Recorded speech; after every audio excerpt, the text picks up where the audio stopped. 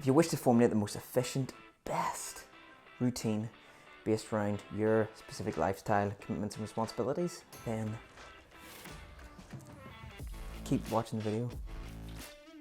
Just don't hit the reacts.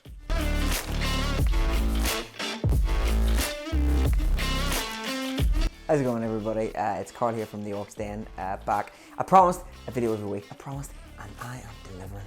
Be it a bit over a week, but I'm delivering. So this video here is based around formulating the best possible routine for someone's specific lifestyle or commitments or responsibilities. Now, what does that mean?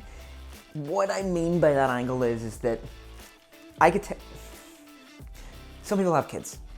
Some people work night shifts. Some people work 80 hours plus a week if you're an android, some sort of fucking robot. And some people are students, don't really work too much, don't have much responsibilities. Basically, if you're wanting to get the best results, now, not necessarily just for vain physique purposes, you know, not just to go, oh, look at that, oh my god, look, oh, it gets me and all the boys wet. What I mean by is optimal physical appearance, if it's maybe weight loss or just health in general, right? Be it through eating and being able to train, right? So what gave me the idea for this video was my missus, currently after our second child within a short span of about a year, wants to start doing training again. And doesn't have time to go to the gym either because minding the kids and such. So it's been moved to home training. Can't know where that. But it's finding the time because my son is a year and a half and our daughter is 4 months. So during the day, it's just fucking constant fuck. So it made me think about people's routines and the ability of when you get to train, when you even get the time to eat, and is it really possible? I mean, is it possible if you're a parent? Or is it possible if you live a busy schedule? Or is it? Now, you may be an office worker. You may be someone that's sitting at the desk all day. You may be a parent having to put up with screaming little darlings, puking and vomiting and increasing your chances for sickness every other day on you. Or you may be a student that really just has not much responsibilities. Maybe you're a carer even, in an obscure level. So there's a multitude of differences that this could affect, and this is what, if this is the case that you want to stay fit and you still want time to train but you don't know what the best setup would be or routine for you, then I think it could help you. Now, obviously there's 1,001 ways to skin a dead horse, but what we're looking at is let's go down the most basics, right? First of all, before we can assess, it's a very, very professional word, Carl, assess. Before we can assess your specific requirements, because I don't know you, you know you. I don't know who the fuck you are. Maybe some of you, I don't know.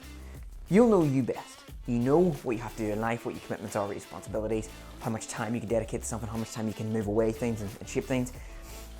But first of all, we need to agree on the principles of, ideally, if you had all the time in the world and no responsibilities, and you were given this your 110%, what would be the ideal parameters to make this work, to be the best, right? I'm getting out of breath now because it's off season. Off season means I'm a bit more fluffier. So I get out of breath easier. I go walk upstairs, get out of breath. I mean, I still do cardio, but anyway. So the ideal parameters. Stay with it, Carl. So the first one would be eating. So what you want to do is, ideally, now this is ideally, eat around 5 to 6 small dense meals a day, maybe up to 7. Now what I mean is, you might say that's a lot, not really. Now I'm talking about small dense meals, meals with good high nutrition, small in the caloric sphere. Okay, number 1. Number 2, the ability to be able to eat before and after training. Now I know a lot of people like to eat fasted. You see the posts on Instagram, you know, where someone's got the body mass of a jellyfish sitting looking at you going, oh yeah, I'm gonna fast every morning, this is how I get fucking ripped. Again, what works for someone, you know, injecting 4 different types of substances in the body might not work for you. So basically, Ideally, you want to eat something before training, ideally something with good carbohydrates, fats to lower insulin response and proteins, and then something after to replenish your glycogen back into the muscles. Okay, so that's number 2. The ability and time to be able to eat before training and after, not having to rush around. Number 3 would be recovery, your ability to sleep. Do you have the time to get adequate sleep? You don't work a night shift, do you? Do you have kids keeping you up halfway through the night? Do you have the ability to get at least up to 7 hours to 8 hours for optimal recovery when you're pursuing your journey onto fitness? Because recovery is the most essential. You look at it this way: you kickstart the growth mechanism in training, and then when you sleep, that's when you go. Energy levels when to train. That's obviously the most important thing. So we need to have optimal energy levels to train. And then finally will be a program, some sort of program that you can follow consistently. And it's agreed on an X amount of days. We happy with that? Yeah? Yeah, let me hear you. Speak! So, we've agreed with the parameters. I mean, I don't know if you're agreeing with me, but fuck it. That's what it fucking is. It's eating, recovery, training, and a program. Okay, so if you had all the time in the world and you just needed to worry about them. Ooh, that's nice. Even 4 fluffy season. That's your parameters. Okay. Now, how can you achieve them as close as possible to that? I mean, the closest you can get. How could you do it? So we need to look at people's lifestyle first. Okay. Now, I made a note of my iPhone because I'm a very professional fella that I wrote an iPhone out in the middle of a video. So what did I write down? 4 different types. So, time to train. Based on people's lifestyle, there's no specific best time to train. I'm not saying, do you train at 6 a.m. in the morning will get you optimal results? Train at 12 a.m. in the morning will get you optimal results. Train at 3 p.m. will give you the most optimal results. Train at 5. I mean, granted, you don't want people stealing up your equipment and fucking your routine. That may affect, but basically you need to have, I'm still getting out of breath. You need to have adequate time to get the meal in before and after. That's what we've agreed on, right? So, and your energy levels. So pick the perfect time that you have time free and you can do that. Now, the type of people, this is the point here. You may be someone with kids, you can't just go off. You may be someone that is working night shift and you reckon you come in, good afternoon. It depends, right? So you're gonna need to find that. What we're agreeing here, and I'm telling you right now, is there's no perfect time to train. But ideally, you want to train at a time where you've got that hour free, because it only takes about an hour. And then before that though, you've got time to get some sort of quick meal in, something carbohydrating, be it oatmeal or a few rice cakes or cream of rice or something quite decent. And then you have enough time after that gym to have something coming out. Be it just a quick protein shake with maybe some carbohydrate powders, but it's something that you can sit down and replenish the muscles. If you can do that, then your time, it's sorted. Just find out. Everyone has some sort of time in the day. I know people like to say, I've got no time to sit down. I mean, I barely get to do this, I barely get to do that. I guarantee you that there's a point in the day that you're sitting down watching TV or watching your favourite show and you come home at night. Now, you may think like, oh, I've been floated off my ass all day. I deserve that. I deserve the rest. And that you do. But you can't come complaining to people when you're saying that you want to hit certain goals and you don't have the time. Everyone has their own right to the time. It's everyone's prerogative to what they do at their time. Some people might be more efficient than you, and that's just the brunt of it. Some people go through a lot and have a lot of responsibilities. They still manage it. Is it hard? Yes, very hard. But that's why we do this. Okay, then it's the type of training. So are you someone that's interested in CrossFit or bodybuilding or powerlift or whatever the type of training is? Find out what's going to work best for your routine based on that. Are you someone with injuries? Maybe powerlifting is not really for you. Are you someone that doesn't like the social aspect, maybe? And maybe you just want to train alone and follow a program? Then maybe bodybuilding and getting your own program and following it is for you. Or are you someone maybe like a mother where you have kids and you have not much time to socialise? What would be best for you? Maybe joining a class, getting to know people and getting the fun, excitement, enjoyment feel of doing something like fitness. Because fitness, when you're doing it, it's exhausting. Like, oh fuck it, I don't want to do this fucking anymore. It's fucking sore. But when you're with people, there's an excitement that'll get you interested in the hobby. and then you're more likely to bestow further with it. So number 3 would be your focuses and goals. So really what you want to get out of this, if you're wanting to compete at a bodybuilding level, you will need time. You'll need time for a lot. You'll need time for meal prepping. You'll need time for training, recovery. You will need a massive window here. Now, is it possible if you did have kids or you had a really, really busy scheduled work? Yeah, but very, very, very, very hard. So you have to find these wee gaps. So meal prep. The next day you're going, how am I going to cook 6 meals? How am I going to get time to eat them?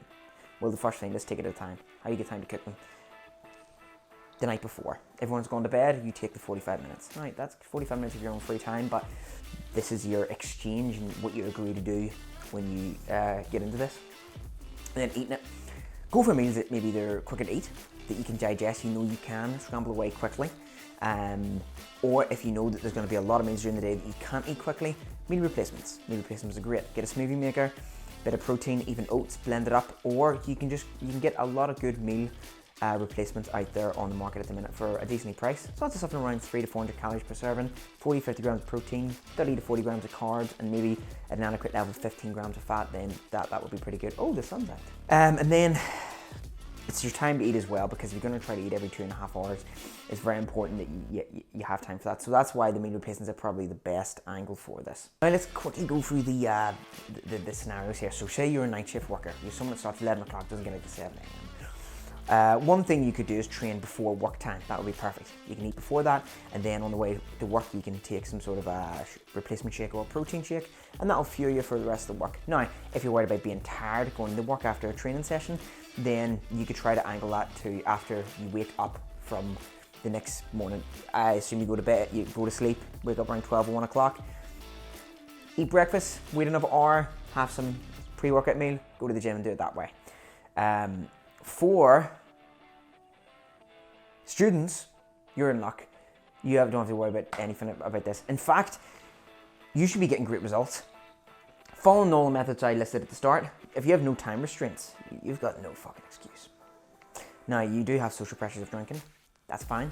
But try to limit your drinking to certain weekends, and if you try to take away your training days and recovery days around that drinking window, because drinking will mess up your recovery. In fact, it will make your recovery non-existent for building muscle, because your body's so concerned about metabolism for units. That's really the only thing I can say to you, students. You've got a lot of test in your balls, so you should be doing good. Parents, if there's 2 of you, if it is you want to go to the gym, have that rota time sphere. It's good for your mental health. It's going to be good for both of you. So if one of you go to the gym, agree for everyone to mind the kids certain days. That's quite counterintuitive. Now, if it's a single mother, this is going to be dependent on obviously the amount of resources you have, your childcare, what age your kids are, that sort of thing, and if you're juggling jobs. So really, there's going to be a point where your kids are going to be sleeping before you do. So this is your angle of attack. Now, obviously there's cleaning the house and doing your other responsibilities, but again, there's always usually that 1 to 2 hours if you look closely in your day where maybe you watch a TV, you're resting. That's your time to pounce, unfortunately. Or you get up a bit earlier than the kids do. Shit, I know, but that's, again, if you're wanting this is the exchange you're gonna have to do. The discipline manner, which I would say is a home workout. Home workouts can be great. You don't need big equipment. Get yourself basic dumbbells. Maybe you want to go, switch plates on a dumbbell, hand dumbbells that can go up to about 10 kilos. A thick band, a few normal resistance bands, and after that point, that is really all you need. Bodyweight exercises too are just as effective. Now granted, I've talked a lot of shit there in the past 10 minutes, but let's get serious for a moment. I'll give you the 3 main conclusion takeaways from this, okay? Cue the sad music, but slightly uplifting, slightly epic music. Point 1, if you really, really seriously have no time in the day, get a meal replacement. Number 2, if you struggle with motivation, like really struggle with motivation, and you're tired at the end of a busy work day or parenting, get a workout partner with the exact same goals as you and make each other accountable. And then finally, step 3, the last bit. If you're training at home, maybe you're going out to train, just manage your time. Manage it. If it means getting up an hour earlier, going to bed at night, prepping stuff, just manage the time to make sure you do everything it takes. to hit your own goals, because I promise you, your physical and your mental well-being will be 100%, and it will carry over to your job, your relationship with friends, your family, your kids, and maybe also in the bedroom. Anyway, that's my top tips for finding the best routine for your lifestyle. It's Carl Gibson from Work 10. If you have any other questions, comment below, subscribe and all that stuff, but I'll see you in the next time.